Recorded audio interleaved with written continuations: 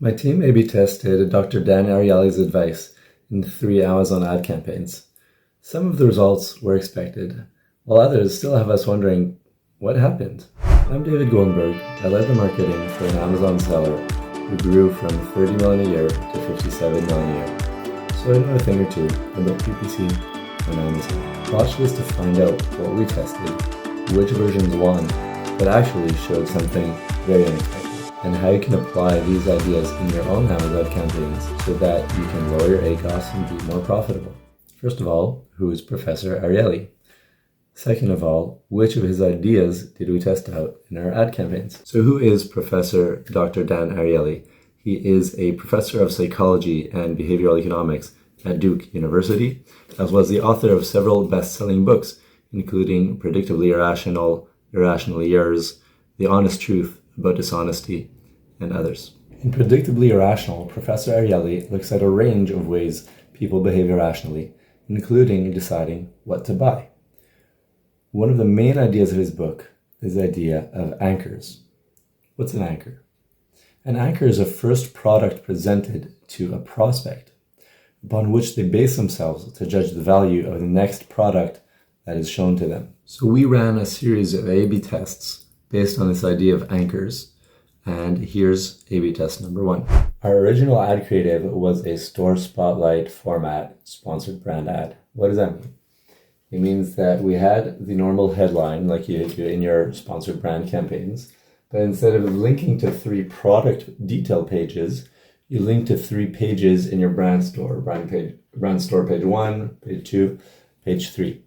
And so what we had in original was essentially a link to our medium, a link to our small sizes of the product, and a link to all sizes. Over here, you get to write your own descriptions for each page. And basically what we wrote was that this was a page featuring our medium-sized products, our small-sized products, and all sizes, because at the time that we launched the original, we only had those 2 sizes. We didn't have a large option. So our challenger, our B version of this test, was the same in all aspects. Okay, we had the same headline, but we had slightly different links. Over here, instead of medium, small, all sizes, we had large, medium, and small. Okay, and then the product pictures obviously matched up accordingly. Over here was a picture of a medium because we had to choose either a picture of a medium-sized product or a small. It happened to be that that one was a medium. And over here, the picture was for a large product, medium product, small product.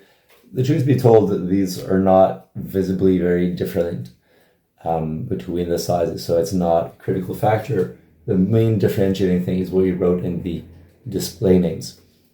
Also, I need to point out, we did not mention any difference in prices. Okay, so this said medium and small, but it didn't say how much the medium cost or how much the small cost. Same thing for the large, medium, and small. I should explain that the large size has about double the margin than the small and about 1/3 more than the medium. And the pricing in general is much higher for the large size. Now, what's the argument for either of the ads doing better? The original all sizes ad campaign may do better because we're offering lower cost products. And we know from price and demand laws in economics, from supply and demand laws in economics, that the lower you price, the greater the demand is, i.e. the higher your conversion rates are. So that's why the original could win this A/B test. However, the challenger has a much higher anchor point on the first product. And so what we might see is that we're going to get higher average order values, and possibly that could compensate for the lower conversion rates we would expect with the challenger. Now, what's your bet on which ad won? Put in the comments if you think it's the original or the challenger, and mention brainstorming if you want a free brainstorming session for your own Amazon ads. So here are the results of our test. So the original ad got 23,356 impressions, viewable impressions. 366 clicks, okay, making our click-through rate about 1.57%. Our cost per click was $1.16, okay. The spend, $425. And we sold over $1,500 worth of goods, okay. And the final ACoS that this gave us was just short of 28%. I'm continuing down here because I ran out of space basically in the top table.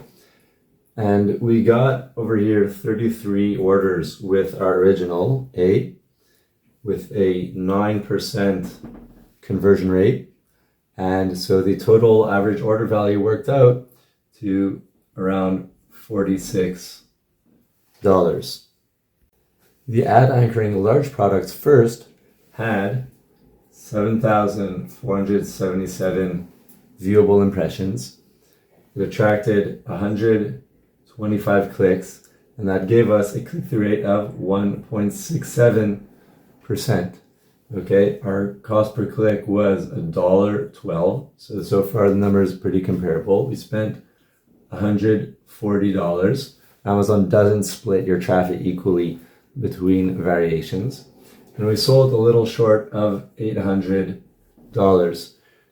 Our resulting ACoS was 17.78%. But that's not the whole story. Hold on. We got 13 orders with the variation for a conversion rate of roughly 10%. And our average order value was roughly $60. Now, we didn't end things there, but we ran at least 2 more tests based on these ideas. And I want to get into those real quick with you. But first, I want to explain what was really weird about the outcome of this test. So here's what I found really surprising. Even though we showed way more expensive products in the first link with a large product, our conversion rate was nearly the same between both ads. Now normally, as price rises, demand drops. However, here we found a sweet spot where the price went up while demand remained the same. Pretty irrational, right? So I want to explain to you why I think this happened and how you can use this. My hypothesis explaining the result is that there are 2 forces at play that made the challenger win. First, obviously, the new anchor helped raise our average order value by about 1/3. That's huge. The second force is that we reached a segment of the audience that the all sizes ad missed. Some people want the large, and so it's probably not only that we upsold the prospects who would have bought medium into buying large. It's probably not that, but rather it seems we converted some prospects who otherwise failed to buy and lost others with a bigger anchor. The idea that we had a wider appeal is supported by the fact that our click-through rate was higher in the large ad than the in all sizes ad. Now, showing the large first appeals to some customers who want to get that large size, but it also turns off some people who have low budgets. What if we just reverse the order and we do small, medium, and large? And that way we can anchor off the more cheap, the more inexpensive products and get that higher conversion rate by reaching that segment of the audience, but also have the large option for people who specifically want the large size. Will that allow us to increase our conversion rate? Or will the large size as the initial anchor, large, medium, small, give us a higher average order value and win? And that's what we're going to get to right now. Why don't you put your comment saying which of those 2 variations, large to small or small to large, won, and we'll check your marketing instincts. Okay, so our ad with products sorted small to large got 13,765 viewable impressions. We got from that 178 clicks for a click-through rate of 1.29%. Our cost per click came out to $1.38, and that was on spend of $244.92.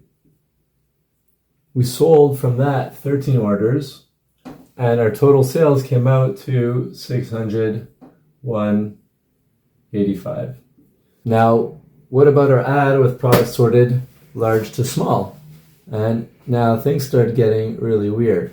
So we got 8,987 viewable impressions. We got 151 clicks and a 1.68% click-through rate. So significantly higher. The cost per click worked out to $1.18, 20 cents cheaper per click on spend of $178. And we sold 14 orders despite having almost 30 fewer clicks. Our sales came out to $950. This is the other thing that's really remarkable. And so now look at the key outcomes. Our conversion rate over here was just 7.3%. And over here it was 9.3%. That's a huge, huge win in the conversion rate. But we're not done. Hold on. The average order value was $40 versus $67. This is like almost 70% higher, really. And the ACoS difference was 40.69% versus 18.78%. Huge win over here. And the weird thing is that I would have expected at least the conversion rate for the large to small to work out higher, right? Because we're still giving people the same options. At least you would have expected that more of them would be buying when it's cheaper. I'm honestly mystified by that. Love to hear if any of you guys have some ideas in the comments. The one idea that comes to mind for me is that by sorting from large to small, we're also reaching more customers who we are being missed otherwise, and that more of those people are willing to buy as opposed to those who are looking maybe for a cheap deal, and they're, not just not converting with us, they're looking for even cheaper products and going with competition. So I thought from here, great, this large to small sort order seems to be a proven winner. Let's expand it further. Now here's where things really just stop making sense entirely. Wait till you hear this next test. So in our third test, what we did was we linked again to the large, medium, small in a new ad creative. But here we were doing things under slightly different conditions. First of all, it was not small, medium, large, like we just showed, but rather it was an older ad creative, very old ad creative, which went small, medium, all sizes. Recall that our first test was medium, small, all sizes. And that was, trying to anchor off a larger product with a medium, which in testing many moons ago had actually beaten small, medium, all sizes. So we thought, well, if the medium to small to all sizes beats small, medium, all sizes, surely large, medium, all sizes, large, medium, small will, crush small, medium, all sizes. Is that what really happened? Watch this. So what were our results from this third test? So the ad that went small, medium, all sizes got the following numbers. 20,515 viewable impressions, 482 clicks, 2.34% click-through rate. With a cost per click of 97 cents, they gave us $467 in spend. We made 59 orders, and we sold $2,467 worth of goods. Not bad. How did the contender do?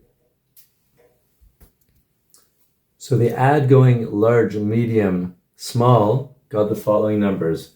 5,992 viewable impressions, 152 clicks, 2.54% click-through rate, $1.19 cost per click, which is weird because we were getting noticeably higher click-through rate, and yet they charged us over 20 cents more per click.